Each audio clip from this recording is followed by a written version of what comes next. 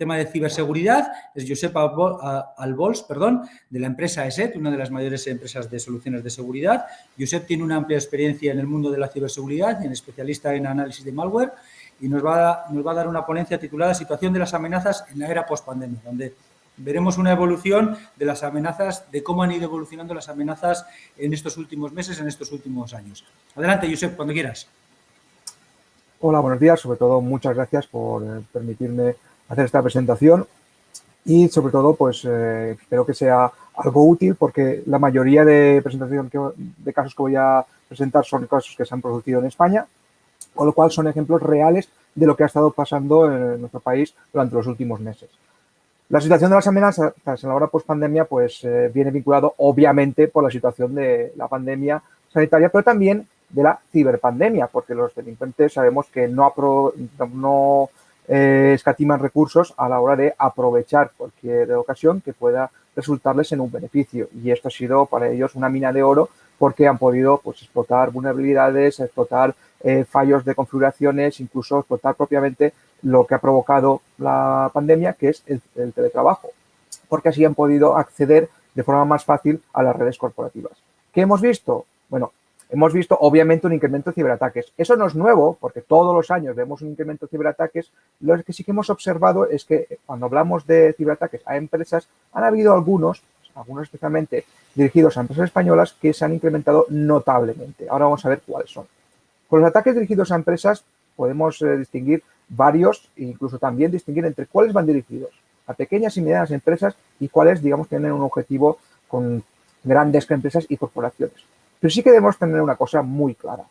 En tema de seguridad, las empresas, por desgracia, tienen una obligación que es que tienen que proteger todos sus sistemas.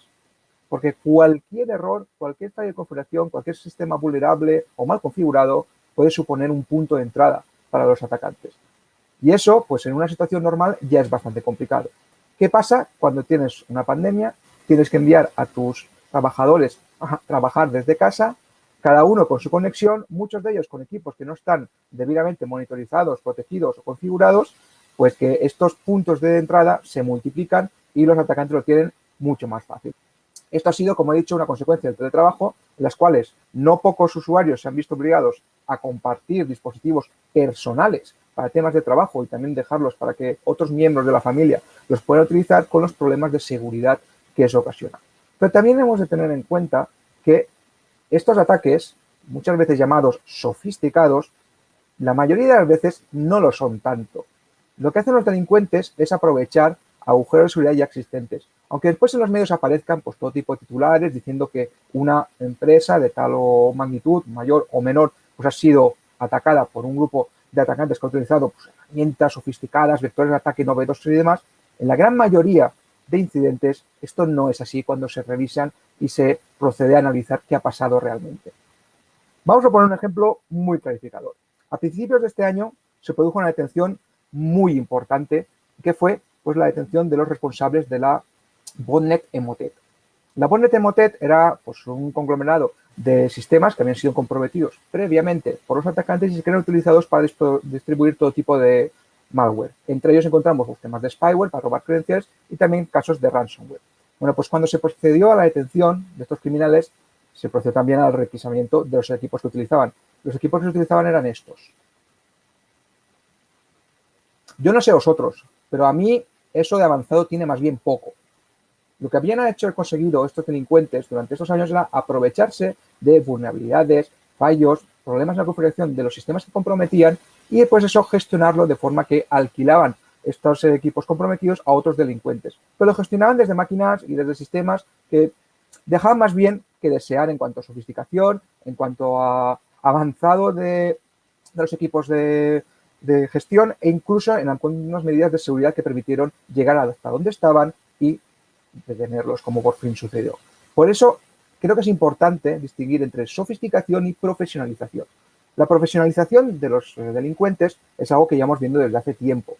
De hecho, ahora lo normal es ver cómo hay un grupo dentro de lo que es un conglomerado criminal que se encarga de desarrollar las nuevas amenazas, otros se encargan de distribuirlas, otros se encargan de buscar afiliados que son los que finalmente comprometen la seguridad de los sistemas. Incluso hay gente que se encarga de hacer campañas de marketing, podríamos decirlo así, entre los foros de la dark web que se encargan de distribuir esas amenazas o de conseguir nuevos afiliados, y otros que se encargan de lavar el dinero obtenido pues, de estas actividades criminales. Pero luego vemos que la gran mayoría de ataques se siguen produciendo utilizando vectores de ataques clásicos. Y los principales puntos de entrada no han cambiado mucho en los últimos años, aunque sí que se han incrementado los ataques utilizando ciertos puntos de entrada pues por las consecuencias derivadas de la pandemia. El email sigue siendo un punto de entrada, un vector de ataque muy importante para los delincuentes, aún a pesar de todas las décadas que llevamos pues, intentando implementar soluciones de seguridad, concienciación, pues por mucho que vamos haciendo, hay algo que todavía se nos está escapando o hay algo que no estamos haciendo bien porque sigue siendo un vector de ataque muy importante. Luego tenemos las conexiones remotas. Obviamente, si tienes a gran parte de tu plantilla teletrabajando, pues vas a necesitar que muchos de ellos se conecten a los ordenadores de la oficina. Y para eso están las conexiones remotas, principalmente en Windows RDP. Pues algo que también han explotado los delincuentes de forma masiva.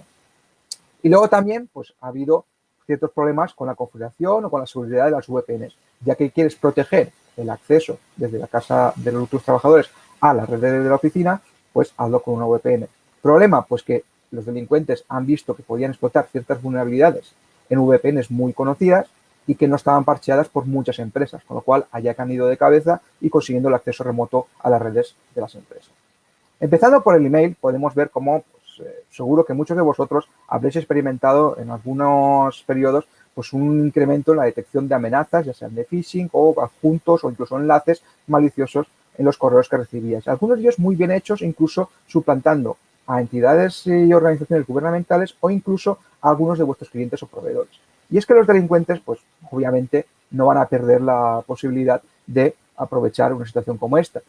Y en una primera fase, muchas veces lo que intentan hacer es robar las credenciales que les permiten acceder pues, a sistemas críticos como el correo electrónico, también a sistemas corporativos que se pueden acceder desde fuera, etc. Y para eso utilizan campañas de todo tipo.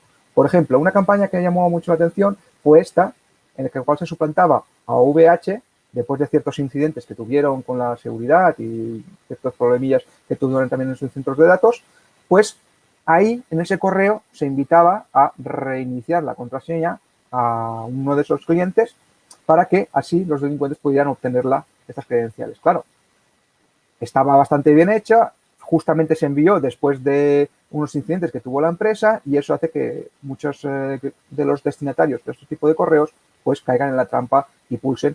Por mucho que la web pues, se pueda revisar, se pueda encontrar algún fallo, pero a primera vista los usuarios eso no lo tienen en cuenta. Ven que hay un correo de su proveedor o de alguien importante que normalmente está en contacto con ellos y acceden, introducen los datos. Luego tenemos ataques en los que lo que utilizan los delincuentes son, por ejemplo, proveedores o clientes que han sido previamente comprometidos y lo que hacen es enviar correos bastante bien hechos últimamente a todos los clientes y proveedores. ¿Qué hacen? Pues mencionar facturas, mencionar presupuestos, mencionar una urgencia para así generar ese deseo, esa impaciencia por parte del receptor del cliente del mensaje para que así pueda acceder al enlace que se proporciona y en ese enlace lo que vemos son pues, páginas que suplantan, por ejemplo, pues, el acceso a Office 365, algo que es plenamente muy utilizado actualmente.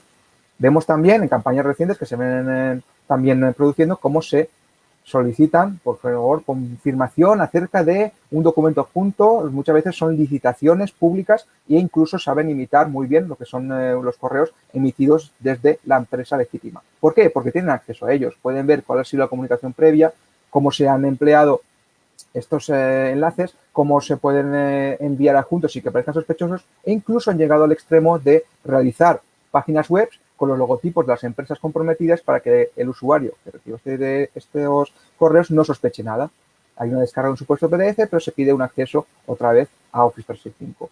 Y ahí lo que se intenta es ganar la confianza del receptor del mensaje. Y muchos de estos mensajes son enviados principalmente a los departamentos de administración, comercial, ventas, que son los que reciben este tipo de propuestas de vuestros clientes y también proveedores. Con lo cual, lo vemos bastante lógico que este tipo de campañas sea dirigida a ellos. Primero, porque pueden pasar camufladas muy bien y segundo, porque el porcentaje de éxito suele ser bastante más elevado que si se envía a todos los departamentos. Vemos cómo se ha empleado este tipo de correos para, por ejemplo, descargar lo que llamamos herramientas de control remoto maliciosas. Pues, utilizando como excusa una transferencia, el envío de un presupuesto, etcétera, lo que hace es el delincuente apuntar un archivo o apuntar un enlace que descarga un archivo y ahí pues se ejecuta un archivo malicioso que lo que hace es robar las credenciales tanto de los clientes de correo, de, por ejemplo, también las credenciales que estén guardadas en los navegadores, clientes en FTP o VPNs. Todo esto para conseguir ¿qué? Para conseguir un acceso inicial, para conseguir poner la patita en la red corporativa y después de ahí realizar movimientos laterales, como veremos en casos, por ejemplo, como los que protagonizan los ataques de ransomware. Con respecto al tema de conexiones remotas, pues esto se ha configurado rápido y mal. En muchas empresas la configuración de estas conexiones remotas se tuvo que hacer de la noche a la mañana, literalmente, cuando desde el gobierno se dijo, señores, váyanse todos a casa y no vuelvan a la oficina en la temporada. Y eso se hizo de esta forma porque teníamos que seguir trabajando. Entonces, se tiró de lo que había más a mano, en este caso, RDP. ¿Cómo se configura RDP? Pues normalmente lo más básico es establecer un usuario y una contraseña. ¿Qué usuario y qué contraseña?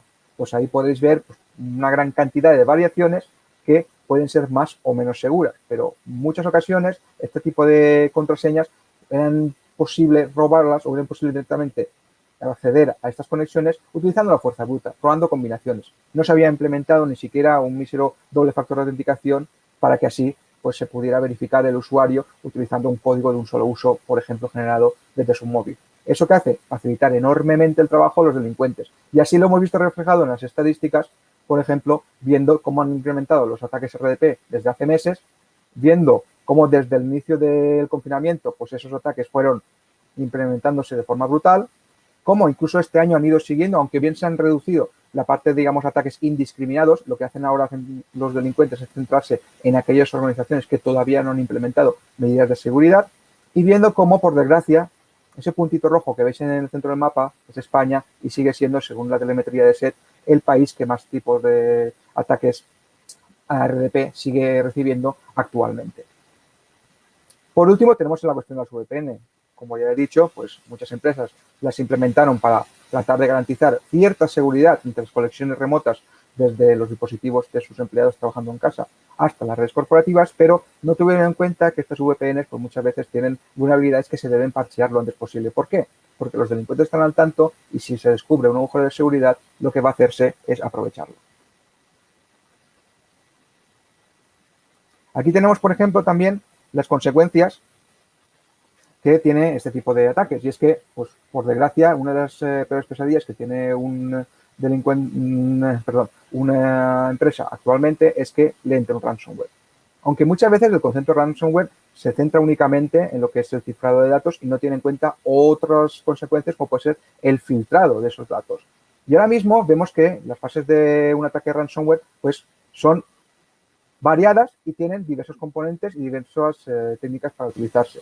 Simplificándolo mucho, porque tampoco es, digamos, esta función de esta presentación meternos mucho en la parte técnica, ahora mismo distinguiríamos en tres fases.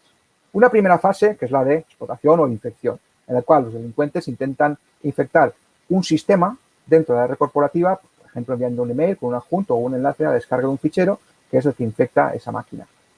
También se utilizan herramientas propias del sistema, como pueden ser PowerShell, para ganar esa persistencia o, por ejemplo, descubrir en qué tipo de máquina se ha establecido pues, este primer paso del ataque. Después, en una segunda fase, vemos cómo los delincuentes tratan de reconocer dónde han aterrizado, en qué tipo de máquina, si es una máquina de un usuario normal, si es una máquina con privilegios, digamos, más elevados, si es una máquina perteneciente a una parte de la empresa que les interesa o tienen que moverse lateralmente y para eso utilizan pues, ciertas herramientas que se usan muy a menudo en tareas de pentesting y lo que consiguen es moverse hasta los equipos que a ellos les interesan. ¿Qué equipos les interesan a los delincuentes? Principalmente controladores de dominio, porque así pueden ejecutar pues, todas sus acciones maliciosas desde un único equipo, desactivar o tratar de desactivar las soluciones de seguridad, robar la información que a ellos les interesa, porque ese es el siguiente paso, el robo de información, y a partir de ahí, pues una vez han desplegado todo lo que necesitan para robar esa información y han obtenido los datos que quieren de esa empresa, proceden a cifrarla. Eso sería el último paso.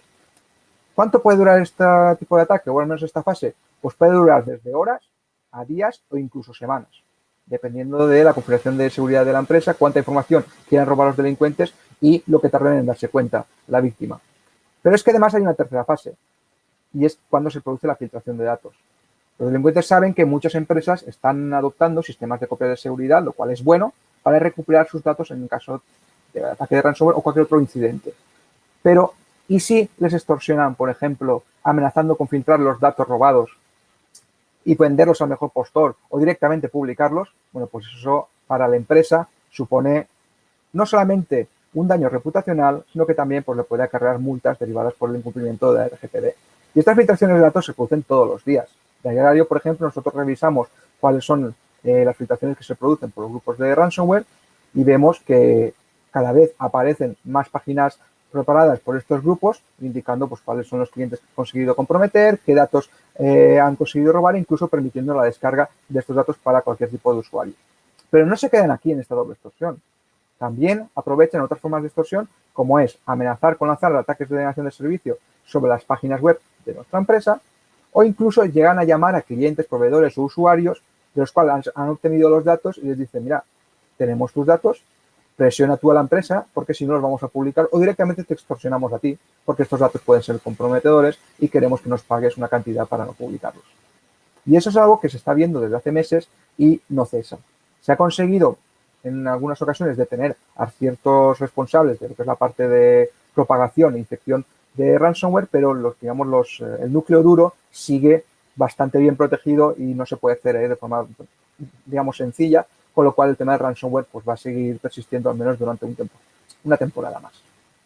También tenemos unas formas de extorsión a las empresas, como conocido como fraude del CEO, que empezó como algo sencillo, un correo haciéndose pasar por alguien importante de la empresa y sobre todo dirigido a aquellas personas que tuvieran la posibilidad de manejar dinero, la posibilidad de realizar transferencias sin preguntar a nadie. Ese tipo de mensajes se fue, profesionalizando, incluso se vieron casos en los que los delincuentes hacían un seguimiento de ciertas personas para ver cuándo estaban fuera de la oficina, cuándo podían ser suplantadas más fácilmente, y hemos llegado recientemente a ver cómo estos fraudes ya utilizan inteligencia artificial para suplantar la voz de ciertas personas y conseguir transferencias millonarias contactando con la persona adecuada. Pero estos son, excepciones, porque los ataques, como he dicho, hay que distinguirlos entre oportunistas, porque se aprovechan de una situación, excepcional, o se aprovechan de fallos de seguridad detectados, o se aprovechan directamente de que hay una total ausencia de implantación de seguridad en algunas empresas, o también hay ataques dirigidos porque saben pues, que es una empresa de un sector, más crítico, que puede reportarles mayores beneficios si les roban información o se los dejan sin servicio de cara a sus usuarios. Eso no significa que todos estos ataques sean avanzados. De hecho, muy pocos podrían catalogarse como tal. Son ataques que aprovechan agujeros de seguridad, vulnerabilidades o, malas configuraciones que ya existen. Un ataque avanzado, ponerlo así en contexto, podría ser un ataque a la cadena de suministro, un ataque como hemos visto en el último año, en los cuales primero se compromete una gran empresa que presta servicio a otras muchas empresas para, a través de una actualización maliciosa, pues poder comprometer estas múltiples empresas que dependen de estos servicios. Eso sería un ataque, ya que entraría en la categoría de avanzado. Por suerte, todavía son pocos, pero nos preocupa el incremento que han ido teniendo este tipo de ataques desde, por ejemplo, 2017, cuando detectamos el caso de Petya, que era un ataque dirigido a empresas ucranianas principalmente y que pues, comprometía la actualización de un sistema que se utilizaba pues, para presentar el tema de contabilidad fiscal y que justo unas semanas antes de hacer la declaración de la renta en ese país, pues se activó esta actualización maliciosa y hizo que pues, muchas empresas no pudieran recuperar sus sistemas porque directamente lo que al principio parecía un ransomware terminó siendo algo que lo que hacía era destruir toda la información de esos equipos. Aquí tenemos que tener en cuenta que los ataques dirigidos pues, existen, claramente, existen contra ciertas empresas, contra ciertos sectores, pero no tienen por qué resultar avanzados. Pueden ser ataques que se aprovechen, pues, como he dicho, malas configuraciones, malas implementaciones de seguridad y que sepan que en un sector en concreto pueden ser más propensos a pagar un rescate o a pagar algo o directamente obtener información que puede ser vendida a mejor postor que en otros sectores. Según nuestra telemetría y según las investigaciones que llevamos haciendo desde hace muchos años, para nosotros solo el 0,05, y creo que estoy dando un número muy elevado a las amenazas, pueden considerarse como APTs, amenazas persistentes y avanzadas. ¿Por qué? Porque la mayoría lo que hacen es aprovechar fallos ya existentes. Y aquí quiero detenerme un poco en la conclusión. Para empezar, los delincuentes utilizan vectores de ataque clásicos y nuevos. Clásicos como el correo, nuevos relativamente, como por ejemplo el uso de las VPN y sus vulnerabilidades pues, provocados por el teletrabajo. Aprovechan estas vulnerabilidades porque saben cuándo, digamos, cuáles pueden ser más rentables o incluso los más avanzados pueden llegar incluso a desarrollar los propios exploits para vulnerabilidades que aún no han sido detectadas, por lo cual no existe solución. Desde hace años utilizan herramientas del sistema porque así intentan evadir la detección, herramientas como PowerShell que les permite pues, tener pues, un montón de posibilidades para realizar pues, reconocimiento de máquinas, movimientos laterales, etcétera, sin despertar muchas sospechas. Y además, algo que hemos visto que se ha incrementado es el conocimiento del objetivo. Saber hacer una tarea de reconocimiento de las empresas, cuáles son sus puntos débiles, por dónde pueden entrar, qué información pueden sacar y cuánto pueden pedir en el caso de un rescate. Con respecto a las soluciones, ahí lo siento, pero no existe la varita mágica, no existe la fórmula que te va a garantizar la seguridad al 100%. Y también me preocupa, desde el punto de vista de la industria, que desde hace ciertos años han aparecido empresas que te prometen esta seguridad, esta garantía, utilizando tecnologías rimbombantes que en realidad es una manera de renombrar cosas que ya existían. Solo os digo que desconfiad de aquellas empresas que invierten muchísimo más en marketing que en investigación y desarrollo. Y sobre todo, haced un seguimiento de cuántas de estas empresas han presentado investigaciones que han servido para, por ejemplo, esclarecer asuntos relacionados con el cibercrimen o colaboran con las fuerzas y cuerpos de seguridad. A nivel de empresa, lo que nos va a tocar es varios puntos. Para empezar, aceptar el riesgo. El riesgo siempre va a estar ahí. Tenemos que trabajar para reducirlo al mínimo posible, porque las empresas seguras al 100% no existen. O sea, tenemos que trabajar para que, por lo menos, ponerse eso difícil a los atacantes y que a lo mejor desistan y vayan a la empresa del vecino. Suena mal decirlo, pero tenemos que ser conscientes de que ese riesgo va a estar ahí. Admitir que no siempre vamos a conseguir los resultados deseados por muchos recursos que invirtamos. O sea, esto es un trabajo de prueba y error muchas veces. No caer en el alarmismo de que siempre muchas veces se dice, no, es que el ransomware va a estar ahí. Al ransomware hay que tenerlo mucho respeto, como muchas otras amenazas. Pero no centrar todos los esfuerzos en el tener una única amenaza porque si no te van a entrar por el otro lado. Mantener la calma en los incidentes de seguridad que se van a producir. Sí o sí vais a recibir ataques. El tema es estar preparado para poder hacerles frente. Arreglar algo que yo considero es fundamental, que son los fundamentos básicos de seguridad. Empezar por la base, empezar, por ejemplo, pues estableciendo unas limitaciones en los permisos de usuario, estableciendo una segmentación de redes, cosas que son muy básicas y luego ya ir creciendo en cuanto a capas de seguridad. Y sobre todo, aprender de los errores. Cualquier error que cometemos, si sabemos analizarlo, podremos utilizarlo en nuestro beneficio para evitar futuros ataques. Para eso, pues, hay que realizar sí o sí formación y concienciación continua. Saber cuáles son las amenazas que están actuando actualmente para estar preparados, aplicar los parches de seguridad cuando podamos y estén sobradamente probados. Sabemos que no es tan fácil como hoy que han salido o ayer que salieron los parches de Microsoft, pues aplicarlos sin más, ¿no? Hay que revisarlos, pero bueno, estar al día lo máximo que podamos. Sobre todo administrar permisos de usuarios, no darle permiso al administrador a todo Dios dentro de la empresa, porque luego te compromete una máquina que en principio no es relevante, pero consigue moverse a las máquinas que sí son importantes gracias a que ese usuario tenía permisos. Realizar auditorías continuas para saber cuál es el estado de la seguridad de nuestra empresa y aplicar las medidas correctivas pertinentes.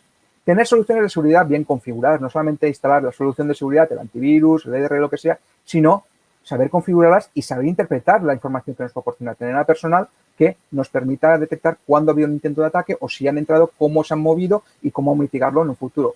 Y sobre todo, saber aprender pues, análisis de incidentes, saber cómo esos incidentes que se van produciendo pues no llegan a tener éxito gracias a que tenemos las medidas bien incorporadas o si lo llegan a tener, saber qué es lo que ha fallado para que esto se remedie en el futuro. Sin más, como han dicho antes, las preguntas nos las podéis enviar por correo. Solamente, pues, gracias por la atención y espero pues, que os haya sido esta presentación de ayuda.